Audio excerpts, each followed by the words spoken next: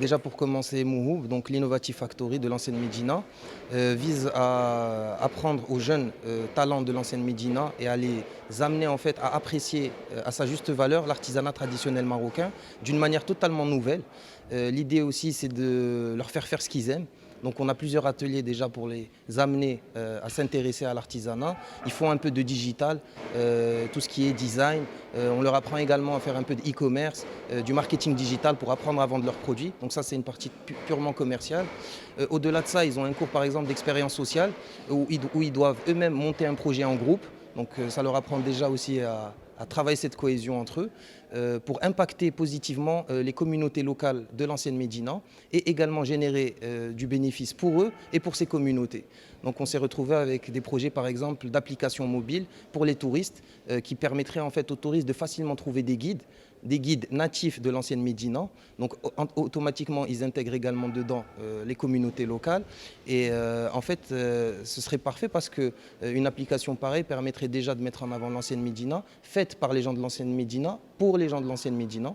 Donc c'est un circuit parfait. Donc ça c'est pour la partie formation.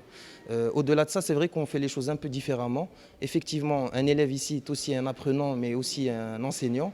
On se rend compte en fait qu'il y a beaucoup de jeunes qui ont des talents énormes, mais qui n'arrivent pas à mettre en avant pour diverses raisons. C'est d'ailleurs pour ça qu'on a aussi intégré dans leur formation des cours de développement personnel et de philosophie, pour leur permettre justement de s'ouvrir un petit peu au monde et à la culture. Sachant que depuis le début, la plupart d'entre eux sont intéressés par des choses comme la musique, comme le digital. Donc ça, c'est déjà un avantage pour eux. Donc ça nous aide, nous aussi, à les amener vers ce sujet de l'artisanat, tout en exploitant les talents qu'ils ont déjà dans le digital ou dans d'autres domaines. Concernant l'artisanat, on a aussi le système de Master Ma'alem. Donc ce sont nos musées vivants. Ces grands hommes de l'artisanat qui ont tous un savoir-faire ancestral et qu'il nous faut aussi absolument protéger. Il ne faut pas oublier que Maroc Impact, l'objectif principal, c'est la préservation et la régénération de l'artisanat traditionnel marocain.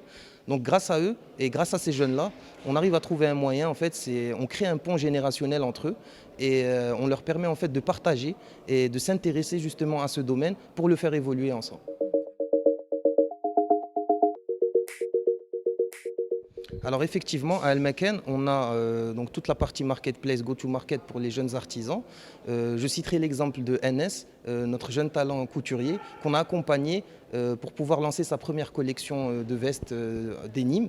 On l'a accompagné sur la partie administrative, donc on l'a formalisé, on lui a appris ce qu'était un statut auto-entrepreneur, comment créer ce statut, on l'accompagne sur la création de ses factures, donc on essaie vraiment d'être avec eux du début jusqu'à la fin. Et on intervient aussi, on en parlait tout à l'heure, sur la partie protection intellectuelle pour qu'il puisse justement protéger ses créations et que peut-être demain, Inch'Allah, il pourra créer une collection à l'étranger et se faire connaître et peut-être même une marque internationale. En tout cas, c'est ce que ces personnes-là visent et j'en profite aussi pour dire qu'on voit les choses en grand. On essaie de sortir de ce côté, entre guillemets, misérabiliste de ce qu'on connaît de l'artisanat. Il faut savoir que le patrimoine marocain est très riche et on a beaucoup de choses en fait à développer et surtout à sauvegarder. Pour revenir à l'histoire du patrimoine immatériel, ce savoir-faire en fait qui n'existe que dans les têtes de nos artisans doit absolument être sauvé car on a déjà perdu une très grande partie de ce patrimoine-là et on a justement une librairie digitale qui est dédiée à ça grâce à des scanners 3D qui nous permettent justement de modéliser et digitaliser des objets de l'artisanat pour pouvoir les stocker sur une base de données et les mettre en accès libre à l'ensemble des artisans ou jeunes apprentis qui aimeraient justement découvrir cette partie de l'histoire de l'artisanat marocain. Pour suivre toute l'actualité d'EcoActu.ma, inscrivez-vous sur notre chaîne YouTube et rejoignez notre communauté sur Facebook et sur les autres réseaux sociaux.